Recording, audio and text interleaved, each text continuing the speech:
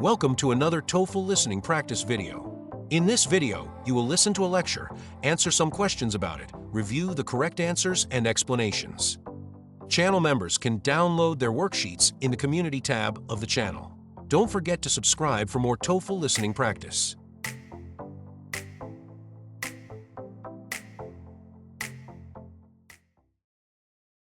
Today, we're going to delve into a fascinating concept in educational psychology, the Pygmalion Effect. You might have heard of it, perhaps under another name, like self-fulfilling prophecy. Essentially, it's about how our expectations, particularly those of authority figures like teachers, can significantly influence the performance and behavior of others, especially students. The Pygmalion Effect is named after a Greek myth where a sculptor, Pygmalion, falls in love with his own creation, a statue, which then comes to life. In a psychological context, it illustrates how high expectations can lead to improved performance, while low expectations can lead to decreased performance. This isn't just wishful thinking. There's a tangible mechanism at play. When a teacher holds high expectations for a student, they often subtly and sometimes unconsciously alter their behavior towards that student. They might give them more challenging assignments, offer more frequent feedback, provide more opportunities for response, or even just convey more warmth and encouragement. The most famous study demonstrating this effect was conducted by Robert Rosenthal and Lenore Jacobson in 1968, detailed in their book Pygmalion in the Classroom. They went into an elementary school and administered a nonverbal IQ test to all students, telling the teachers it was a Harvard test of inflected acquisition that could predict which students were on the verge of an intellectual spurt.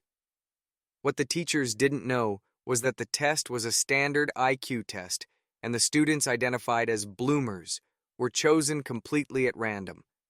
8 months later, they retested the students. The results were quite astonishing. Those randomly labeled as bloomers showed significantly greater gains in IQ scores than their peers. The teachers, believing these students were intellectually gifted, had unknowingly created an environment that fostered their growth. This wasn't about the teachers spending extra time with them explicitly. It was about subtle cues, perhaps more patience, more belief in their abilities, or giving them more complex material. The teachers' expectations had literally and unknowingly pulled these students forward. The implications of the Pygmalion Effect are profound, particularly in education. It highlights the immense power of teacher expectations and the subtle ways they can shape student achievement. It's not limited to academic performance. It can influence confidence, motivation, and even classroom behavior. However, it's also important to note that the effect is not universal or simplistic. Other factors, like a student's prior knowledge, home environment, and individual effort, also play crucial roles. But the study undeniably underscores the ethical responsibility of educators to cultivate positive expectations for all students.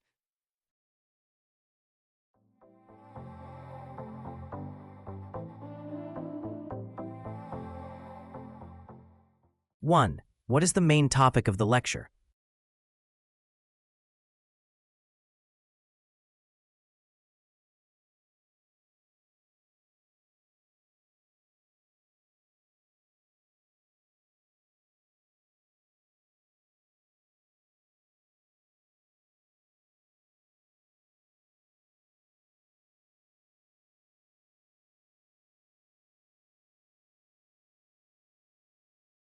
Two, according to the professor, what was the actual nature of the Harvard test of inflected acquisition used in the Rosenthal and Jacobson study?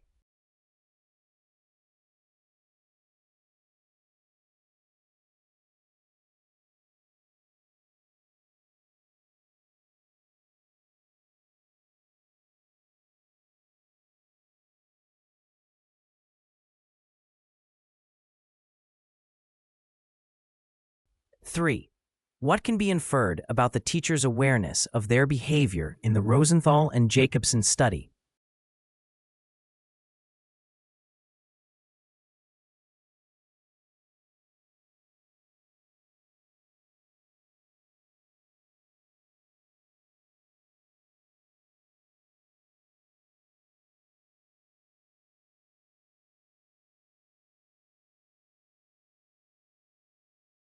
4. Why does the professor mention the Greek myth of Pygmalion at the beginning of the lecture?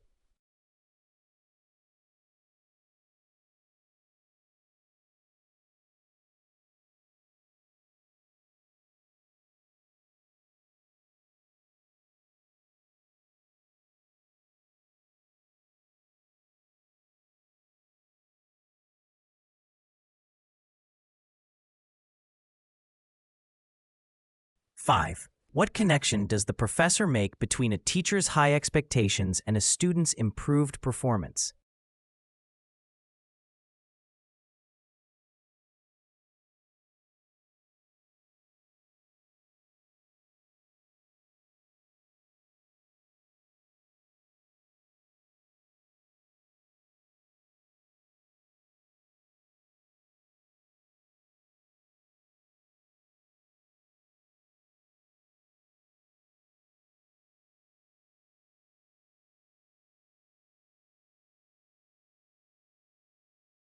6. What is the professor's attitude towards the implications of the Pygmalion effect for educators?